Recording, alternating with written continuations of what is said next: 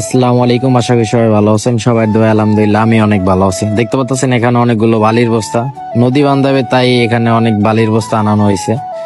আর আমার পিছে যে ঝুমঘরটা, মামতো ভাই, চাচতো ভাই, খালতো ভাই, যাদের অবদান আছে, যারা এটা নিয়ে স্বপ্ন দেখছে, কষ্ট করছে, তাদেরকে বলবো তোমরা আরো জীবনে অনেক বড় হবা।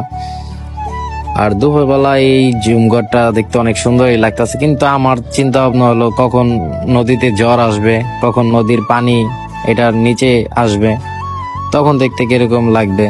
মানে রোদের যে তাপমাত্রা, মাথা মতো অনেক গরম হয়ে যেতেছিল, অনেক হিট। তো আমি ভাবতাছি যে যখন জ্বর আসবে তখন না হয় আবার আসবো, এখন না হয় একটু বাড়িতে যা বসি, যখন নদীর পানি ভরবে তখন আবার আসবো।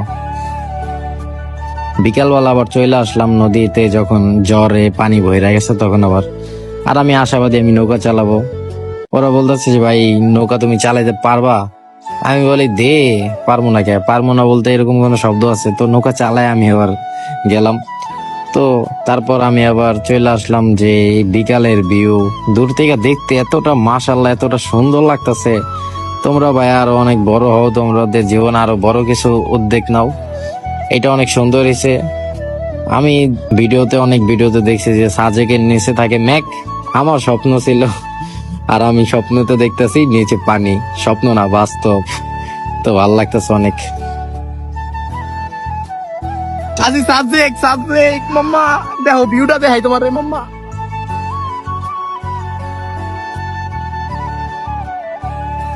আজকে আসি কই রে সাবজেক্ট। এইসব ফিল সব জায়গায় পাইবা না দাদা, এটা হলো কি বরিশাল, বুঝো নাই? সাজেক দেখতেছো, সাজেকে কি পাও? নিচে মেঘ, আর আমার নিচে কি দেখতে পারতেছো? নদী ভাই, নদী দেখছো? আমার যে সাজেকের কুরের ঘরটা, সেটা কি তুমি ভুলে গেছো? এই দেখো তাহলে, চাপো চাপো, ঠিক আসো শোনা, এই দেখো কুরের ঘরটা, ঠিক আছে? দেখতে পারতেছো? এই যে আমার সাথে আছে আমার পান পিও খালতো ভাই, এটা হলো আমার মামতো ভাই। হ্যাঁ তুমি একটু সামনে যাও।